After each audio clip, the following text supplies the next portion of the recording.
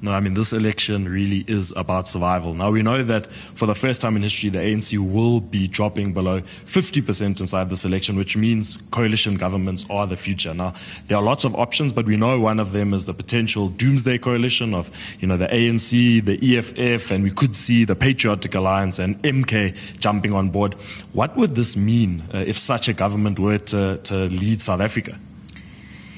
Well, of course, it would have instant devastating economic impact, a really devastating economic impact. There'd be massive disinvestment.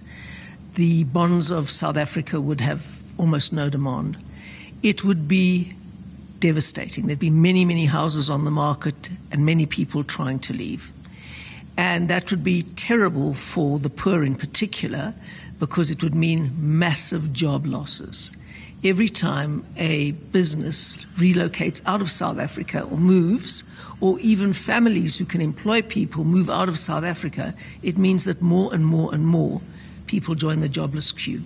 So that's one aspect. But I think far more serious is going to be the collapse of our democratic institutions. All sorts of things like the separation between party and state, which sounds like an esoteric concept, but is absolutely critical to holding government to account and defending the rule of law, will be gone. The judiciary will be captured. There will be no parliamentary oversight over the executive.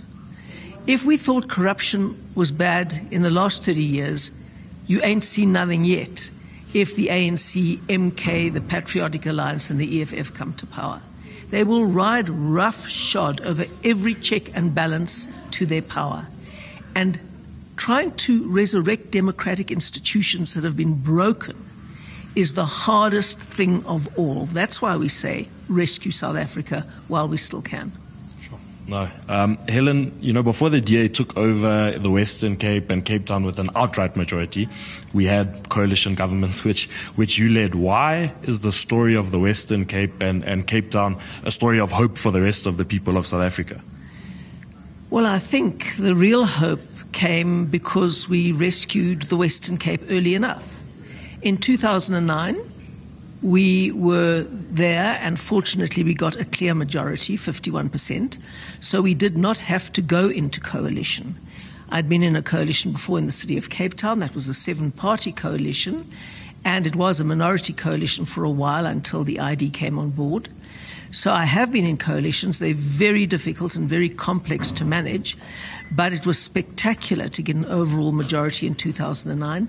Then we could take our manifesto, turn it into a plan, put a budget behind it, put performance systems in place, and go. And the result is what you see today. But what makes it hopeful is that that can happen in the rest of the country. It just takes a very simple thing. A majority of people must vote DA. And as you said, we see what's going on in the Western Cape. The DA does get things done. Now, you've held positions in various governments and you've been involved in politics for decades. Why do you do what you do? Well, I believe South Africa can work. I love this country. It's got spectacular potential. It's got some of the richest mineral deposits in the world. It's got some of the most ingenious and enterprising people you'll ever meet anywhere. You've got loads of commitment amongst passionate people, and we just have to learn to come together on the basis of shared values that are now in our Constitution and build a new majority to do that, and to make sure that the good people of South Africa who want this country to work and who want to work very hard to get it to work come together and pool their efforts. So that's why I get up every morning. That's why I do what I do, because I believe it is possible. So what do you guys think? Is it possible for Julius Malema to be the next president of South Africa? His speeches actually have been suggesting that, and I think he's going to shoot for that. And he's been criticizing the present president, President Cyril Ramaphosa, a lot, especially on the issue of the Pala Pala farm gates scandal, and that President Ramaphosa has been hiding a lot of dollars, in sofas and all that in the presidential cabinet. And so so Julius Malema might end up pushing to become the next president of South Africa. And if Malema becomes the president, I think South Africa might enter into an era of white and black clashes. I don't know how he's going to manage that transition, because he himself seems to be an embodiment of anti-white dominance and hegemony in South Africa. And so I think his presidency might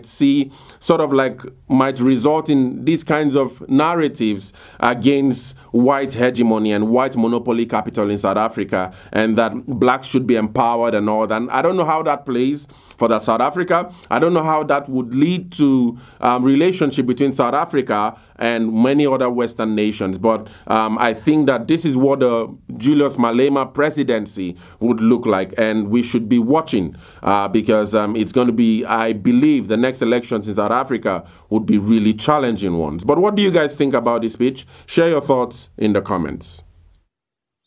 Thank you for watching, guys. I really hope you enjoyed this video. Please share and like and subscribe, because that's the way you support Kwazemi as a channel, an Afrocentric channel, where we try to understand deeper issues in African history and hopefully develop a collective intelligence on how we wish to build the Africa we want to see as people of Africa. See you in the next one.